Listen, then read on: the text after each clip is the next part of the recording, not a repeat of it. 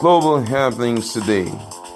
We communicate, we analyze global news. Stay tuned. Hello, beautiful people. Welcome to Global Happiness Today YouTube channel. The much awaited manifesto officially has been released by PeterObi's media group. Don't forget that some many weeks back, probably a month or so, it was leaked. We had a little preview of what it looks like, and I must say it was actually bumble packed. Right now, still about the same thing, but the little adjustment here and there is about a 62 pages manifesto. Some of us at some point or the other must have heard him speak about the manifesto in one way or the other, but of course, he took his time to break it up. I don't think for better understanding, it's best all be read, but of course, I may not be able to do that because it will take two to 3 days to take time to read it. But we're going to we're going to give us highlights of some of the things he wrote or he said about the manifesto. Was more like a part between Obi Dati, that I'm talking about, Yusuf Dati and Peter Obi, and Nigerians, and it's more like covenant. I can assure you that for a while now, some media groups and some media houses, opposition parties, main opposition party, and the ruling party have obviously been anxiously waiting for Peter Obi's release. Well, it is out and it is interesting.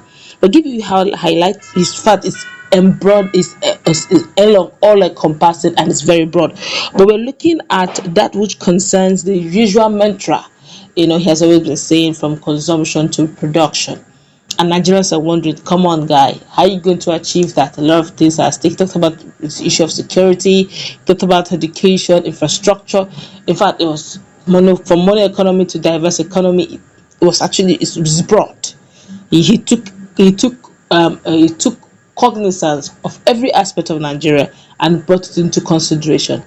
Okay, but before we go into the newspaper, kindly subscribe to our channel. Let's find out what he wrote in page 19 of the 64 pages manifesto of the path between Nigeria and us. That's Obi Dati group. That's Peter Obi and Yusuf Dati. He said there will be a shift from consumption to production by running a production-centered economy that is driven by an agrarian revolution and export-oriented.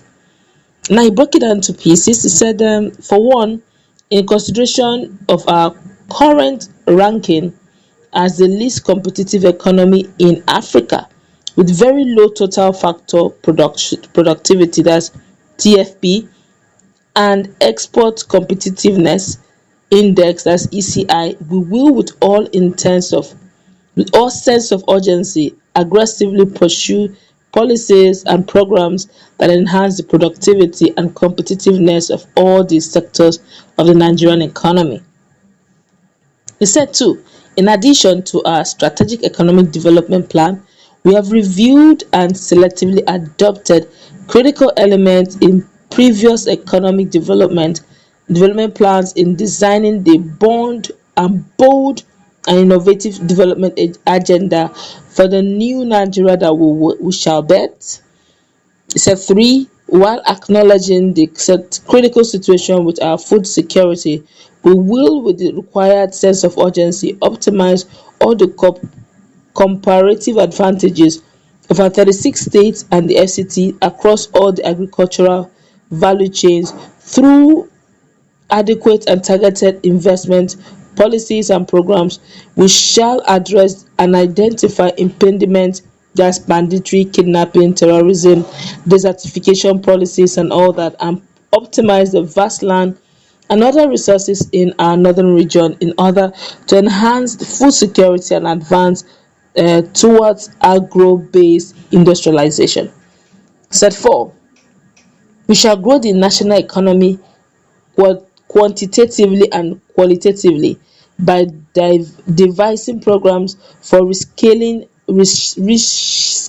our youth to achieve a greater energy and synergy between their skill sets and factor endowment, create mandatory national certification for blue-collar artisans, strengthen some of the existing tertiary schools of science and engineering to train the next generation of experts in the science, technology, engineering, and mathematics, which is otherwise known as STEM, STEM, the field, and create a venture capital-like fund for young entrepreneurs.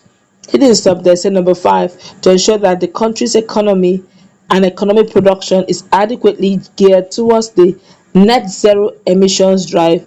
We shall redesign incentives for present and prospective investors in the industrial sector, coupled with an apprenticeship system to provide a ready-made source of technical expertise in the relevant areas.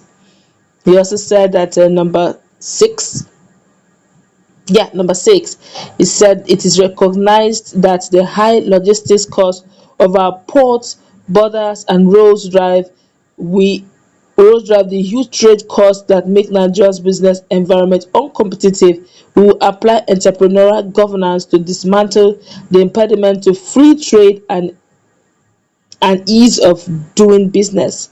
We also went further to say that number 7, we will drive towards a zero-based national budget to overcome the mindset and reality of past non-performing national budgets that are routinely hampered by budgetary deficit overhang. We will pursue an aggressive technological drive or technology-driven public sector financial management system anchored on a reformed, well-trained, and motivated civil service. We will undertake public sector reform as a priority in order to provide institutional support to entrepreneurial governance that will drive up efficiency and public value.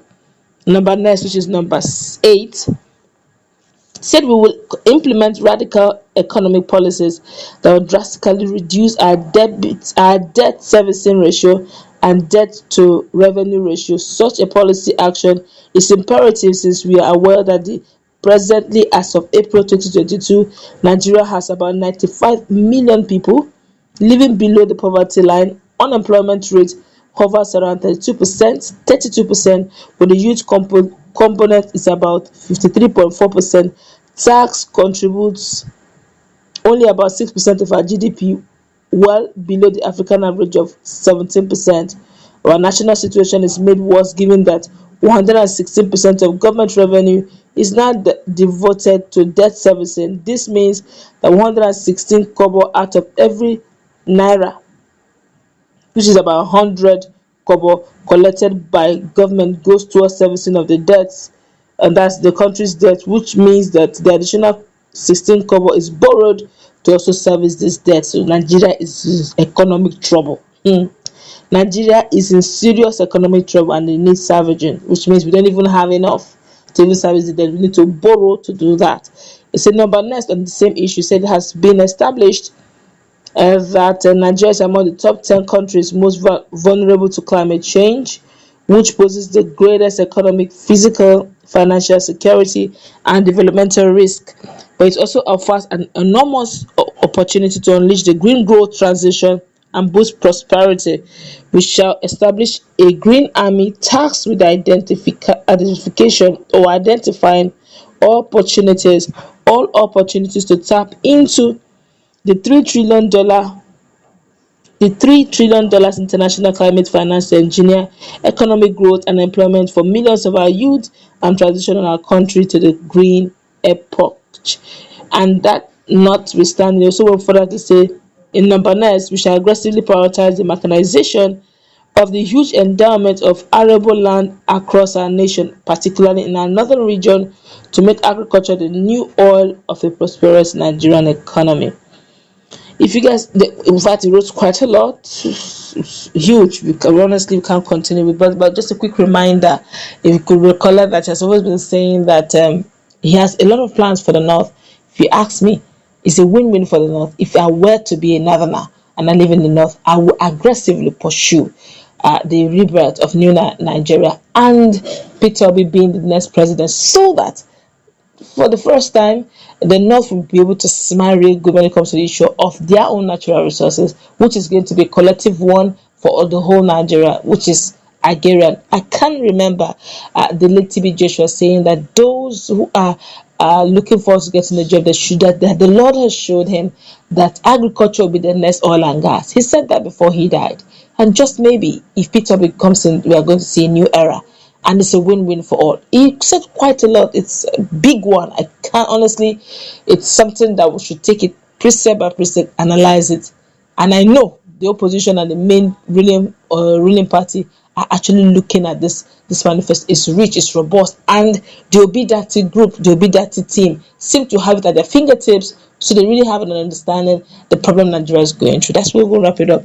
Maybe in a few hours' time, we're probably going to look at another sector of the manifesto. It's beautiful. Let's meet in that